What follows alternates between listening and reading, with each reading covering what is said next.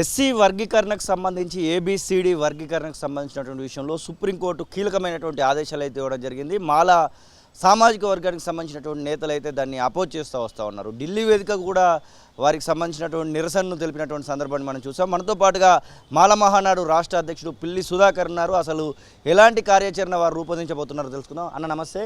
ఏంటి అసలు ఎస్సీ వర్గీకరణకు సంబంధించినటువంటి విషయంలో ఒక తీర్పు అయితే వచ్చింది.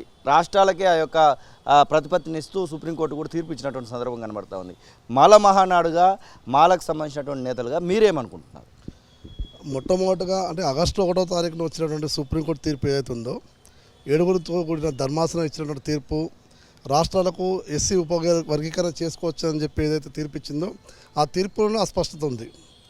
ఆర్టికల్ 341 సవరించకుండా, పార్లమెంట్లో నీకు మెజార్టీ ఇవ్వకుండా, మెజార్టీ తీర్మానం చేయకుండా, రాష్ట్రపతి సవరణకు ఆదేశించకుండా ఎట్లా సాధ్యం అనేది ఒకసారి మనం ఆలోచించుకోవాలి. అంటే రాజ్యాంగ మౌలిక సూత్రాలను దెబ్బతీసే విధంగా ఈ యొక్క సుప్రీంకోర్టు తీర్పు ఉందని భావించినాం. కాబట్టి నిన్న 21వ తారీఖున పెద్ద ఎత్తున దేశవ్యాప్తంగా బంద్కు పిలిపియడం జరిగింది. ఇక్కడ ఎవరైతే మాదిగ సోదరులు వర్గీకరణ కావాలి, ఆ వర్గీకరణ ద్వారానే మాకు జీవితాలు మెరుగుపడతాయని చెప్పి భావించలో, అదే సామాజిక వర్గానికి సంబంధించినటువంటి మాదిగలు మొత్తం కూడా నార్త్లో పెద్ద ఎత్తున లక్షలాది మంది కదిలొచ్చి ఈ బంద్ను విజయవంతం చేసిన విషయం మనం గుర్తుంచుకోవాలి. ఇది మేము స్పష్టంగా చెప్పాల్సుకున్నాం. మేము చెప్పేది ఏంటంటే ఇది పూర్తిగా సుప్రీంకోర్టు తీర్పుగా మేము భావించడం లేదు. ఇది 100కు 100% నరేంద్ర మోడీ గారు ఇచ్చినట్టు తీర్పు ఇది. ఎందుకంటే నవంబర్లో హైదరాబాద్ పరేడ్ గ్రౌండ్లో జరిగినటువంటి ఎంఆర్పిఎస్ ఏదో ఎన్నికల సభ ఉందో, ఆ సభలో గౌరవ ప్రధానమంత్రి అప్పుడు ఉన్నటువంటి హోదాలో వచ్చి ఆయనే స్పష్టంగా మేము దీన్ని సమర్థిస్తున్నాం, తొందరలోనే దీనికి పరిష్కారం చూపుతామని చెప్పడమైంది. 2-3 నెలల్లోనే తీర్పు రావడం, అంటే 30 ఏళ్ళు ఆగింది, 3 నెలల్లోనే ఎట్లా పరిష్కారం కూడా ఒకసారి ఆలోచించాలి. ఎందుకంటే ఈరోజు న్యాయ వ్యవస్థలు కూడా కేంద్ర ప్రభుత్వ కీలు బొమ్మల లెక్క మారడం అనేది నిజంగా కూడా దౌర్భాగ్యమైన పరిస్థితి. ఇది దురదృష్టకరం. దేశంలో ఇట్లాంటివి ఉండొద్దు. రాజ్యాంగ వ్యవస్థ ఎప్పుడు కూడా ప్రతిపత్తిగా, స్వయం ప్రతిపత్తిగానే ఉండాలి. తెలంగాణ రాష్ట్రానికి సంబంధించి రేవంత్ కూడా అసెంబ్లీ వేదికగా కీలకమైనటువంటి ప్రకటన చేయడం జరిగింది. వెంటనే అవసరమైతే స్పెషల్ ఆర్డినెన్స్ తెచ్చైనా మంచిదే, తెలంగాణ రాష్ట్రంలో అమలు చేస్తామని చెప్తా ఉన్నారు. తెలంగాణ రాష్ట్ర అధ్యక్షుడిగా మీరు ఉన్నారు కాబట్టి ఎట్లాంటి ఆలోచన చేయబోతా ఉన్నారు? మేము స్పష్టంగా చెప్పాల్సుకున్నాం. ఈరోజు 10 ఏళ్ళ తెలంగాణ ప్రభుత్వాన్ని పడగొట్టడంలో మాలలుగా మేము ఎంత కృషి చేసినామో ఆయనకు ఇప్పుడు ఏమైనా ఉంటే ఇంటెలిజెన్స్ రిపోర్ట్ తెచ్చుకోని చెప్పు. 100 కేసులు మా మీద పెట్టుకొని ఆ రోజు ఉన్నటువంటి దొరల ప్రభుత్వాన్ని పడగొట్టి ప్రజాప్రభుత్వం నిలబెట్టడంలో మాలలు చాలా క్రియాశీలక పాత్ర పోషించారు. First one. రెండోది ఏంటంటే ఈరోజు తెలంగాణలో ఒక చర్చ కూడా అవుతుంది. మొత్తం కాంగ్రెస్ పార్టీ ఈరోజు తెలంగాణలో ప్రభుత్వం ఏర్పడింది, మాలలు రెడ్లు కలిపి ఏర్పడుతుందని చెప్పి వాళ్ళు చెప్పడం జరుగుతుంది.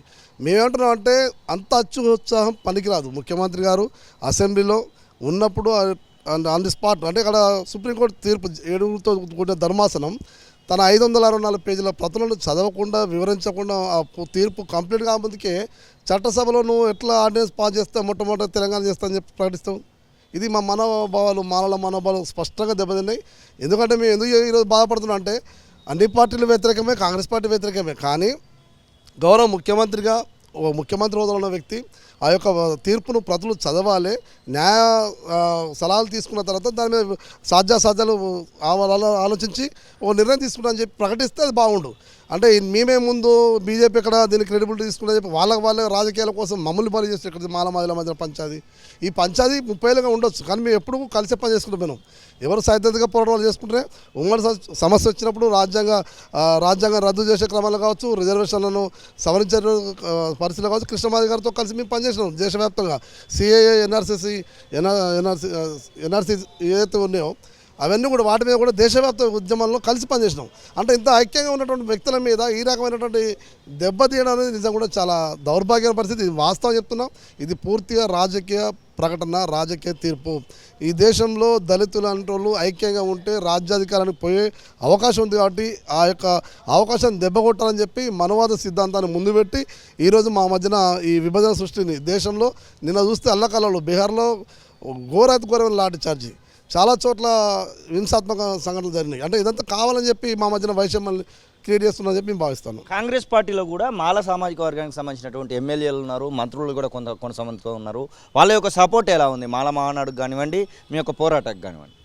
ఇప్పుడు ఒక అంశం చెప్పాల్సిన స్పష్టంగా మా ఎమ్మెల్యేలో స్పష్టంగా వాళ్ళు క్లారిటీగా మాకు చెప్పడం జరిగింది. మేమేమున్నా ముఖ్యమంత్రి గారితో మాట్లాడతాం, ఏమున్నా కూడా ఒక అంశాన్ని తీసుకున్నప్పుడు పార్టీ కావచ్చు వాళ్ళు సైద్ధాంతికంగా తీసుకున్నప్పుడు దానికి ఒక హేతుబద్ధత ఉండాలి, దానికి ఒక శాస్త్రీయమైన విధానం ఉండాలి. ఏ శాస్త్రీయమైన విధానం లేకుండా వర్గీకరణ ఆర్డినెన్స్ తీసుకొస్తానది కరెక్ట్ కాదు. మేము ముఖ్యమంత్రి గారి దృష్టి తీసుకుపోతాం. ఏదేమైనప్పటికీ కూడా ఇక్కడ ఈ రాష్ట్రంలో ఈ వర్గీకరణ జరగాలన్నా, ఏ రాష్ట్రంలో జరగాలన్నా, ఎక్కడ జరగాలన్నా సుప్రీంకోర్టు మొన్న ఇచ్చిన తీర్పులో ఉంది, స్పష్టంగా ఉంది. శాస్త్రీయమైనటువంటి ఆధారాలతోటి విధానాలతోటి మీరు ముందుకు పోవచ్చు రాష్ట్రాలని చెప్పినాయి. మేమేమంటున్నాం, ఈ తెలంగాణలో మాలల జనాభా ఎంత, మాదిగల జనాభా ఎంత, ఉపకులాల జనాభా ఎంత, మొత్తం ఎస్సీల జనాభా ఎంత, వాళ్ళ ఆర్థిక సామాజిక పరిస్థితి ఏంది, సాంఘిక పరిస్థితి ఏంది, మొత్తం స్పష్టంగా బయటకు వచ్చిన తర్వాతనే దీని యొక్క ఆలోచనను ఇంకో ముందడిగడానికి మీకు ఆస్కారం చేయాలి తప్ప ఏదో రాజకీయ అంశాల కోసం మా మధ్యన ఉన్నటువంటి సున్నిత అంశాన్ని మీరు దీన్ని రాజకీయం చేద్దని మేము విజ్ఞప్తి చేస్తున్నాం. ఇప్పటికైనా ఒకవేళ తగ్గకుండా సుప్రీంకోర్టు గైడ్లైన్స్ని అమలు చేస్తూ రాష్ట్రాల పరిధిలోనే వర్గీకరణ ఏబిసిడిని చేస్తే నెక్స్ట్ స్టెప్ ఎలా ఉండబోతోంది? మేము అంటే ఇది చెప్పడం కాదు, ఆల్రెడీ గతంలో చేసి చూపించినాం. గతంలో చంద్రబాబు గారు కూడా ఇట్లా ఆర్డినెన్స్ తీసుకొచ్చి వర్గీకరణ చేసినప్పుడు ఆయనను కూలగొట్టడంలో ఏ ప్రాంతం వహించినో మాలలు ఈ రాష్ట్రంలో, అప్పుడు ఉమ్మడి రాష్ట్రంలో అది చరిత్రలో ఆధారాలతో సాగుంది.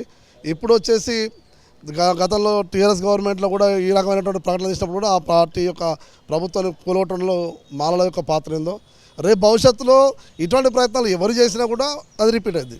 తెలంగాణలో అసలు మాలలకు సంబంధించినటువంటి సంయుక్తమైనటువంటి ఆలోచనలు ఏమైనా చేస్తూ ఉన్నారా? ఏదైనా బహిరంగ సభలు, ఏదైనా దీక్షలు అలాంటివి ఏమైనా ప్లాన్ చేస్తూ ఉన్నారా మీరు?